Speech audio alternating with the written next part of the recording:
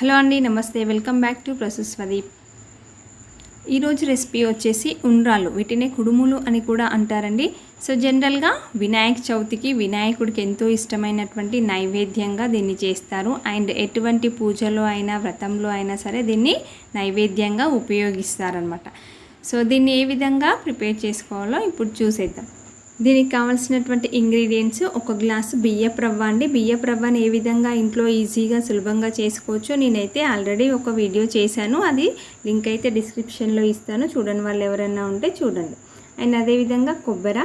So ఒక 2 చిన్న ముక్కలు తీసుకున్నానండి. ఒక కొబ్బరికాయలో వచ్చి 1/4 అనుకోవచ్చు.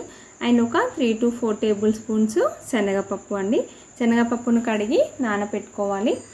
అండ్ ఒక గిన్నె తీసుకొని దాంట్లోకి ఒక 2 గ్లాసెస్, మనం ఏ గ్లాస్తో అయితే రవ్వ తీసుకున్నామో ఆ గ్లాస్తో 2 గ్లాసుల నీళ్ళని ఒక గిన్నెలో తీసుకొని స్టవ్ ఆన్ చేసి దాంట్లో మనం ముందుగా తీసుకున్నటువంటి శనగపప్పు ఏదైతే ఉందో ఆ శనగపప్పుని కడిగి వేసుకోవాలన్నమాట.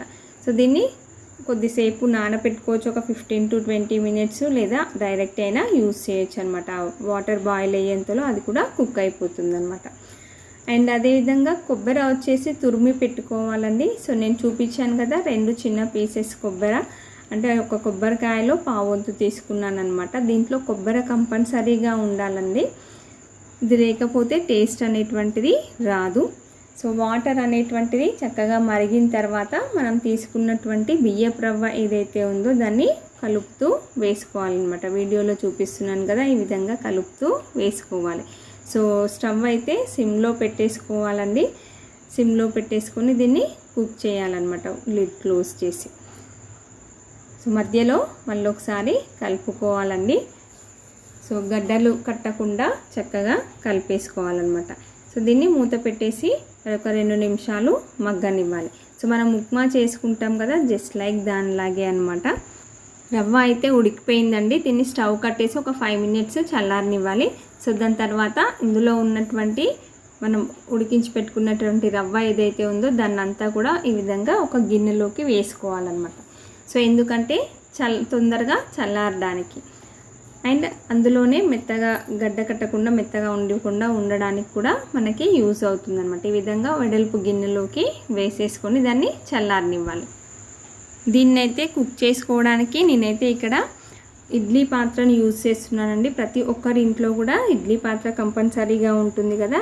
సో ఇడ్లీ పాత్రలో ఒక గ్లాస్ నీళ్లు పోసుకొని మనం అడుగున ఉండేటువంటి ఇడ్లీ రేకు ఉంటుంది కదా, దాన్ని పెట్టుకున్నాను. అండ్ మనం చల్లారిపోయినటువంటి ఈ రవ్వ మిశ్రమాన్ని చిన్న చిన్న లడ్డూల సైజులో ఉండ్రాళ్ళు చేసుకోవాలన్నమాట.